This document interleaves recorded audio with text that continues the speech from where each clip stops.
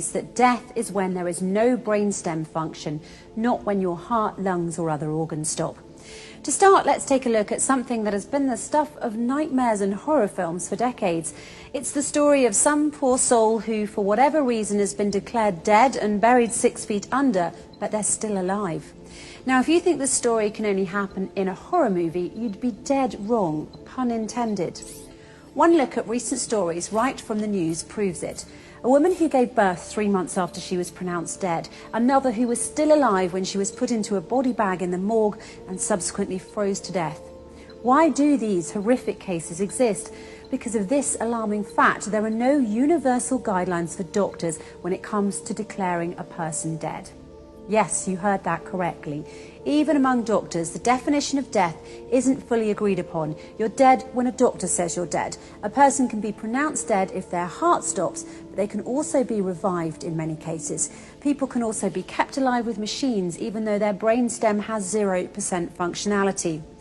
In 2013, a study showed that in cases where CPR is used, it should be administered for at least 38 minutes. Because a person can still be revived for that amount of time with no lasting brain injury in many cases.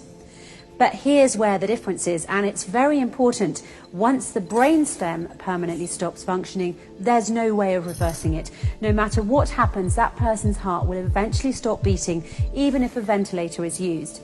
The most important fact to remember about the brain is this: it bestows upon us the one thing that makes us truly human: consciousness. With that fact in mind, the irreversible loss of consciousness can and should be defined as death, and vice versa.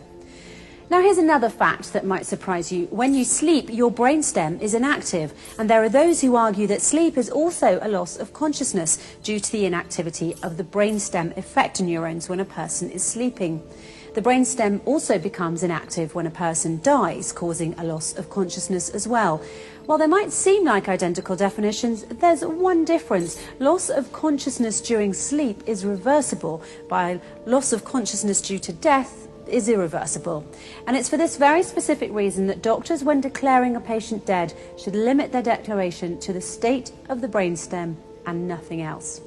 In effect, as the Holy Quran pointed out 1400 years ago, sleep is like death and death like sleep. Verse 1, it is He, Allah, who takes your souls by night when you are asleep and has knowledge of all that you have done by day.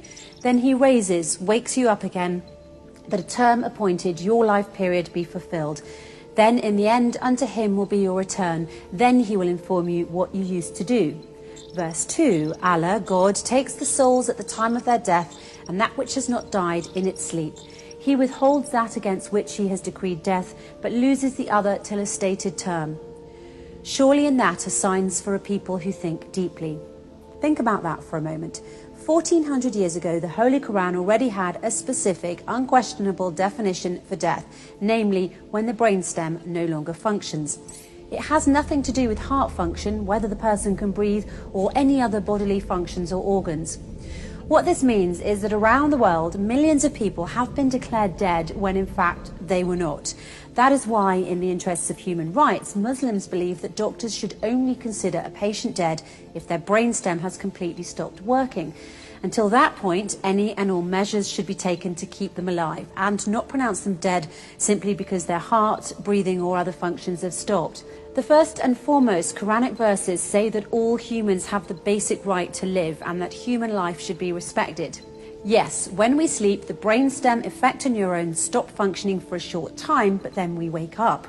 One thing to keep in mind that is very important to this issue is that it was discovered by Macaulay and Stinson in Scolopedia in 2008 that when we sleep, the effector neurons in our brainstem become hyperpolarized and have nearly no action potentials.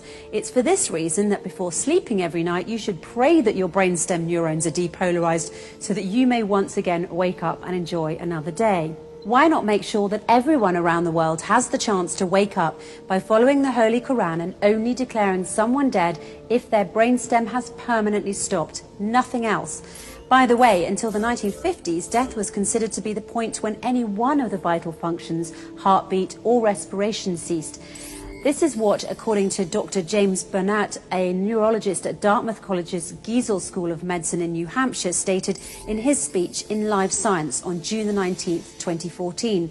It wasn't until 1959 that the two French neurologists, Maurice Guyon and Pierre Molleret, changed the definition of death by defining it based on neurological criteria instead of cardiopulmonary criteria.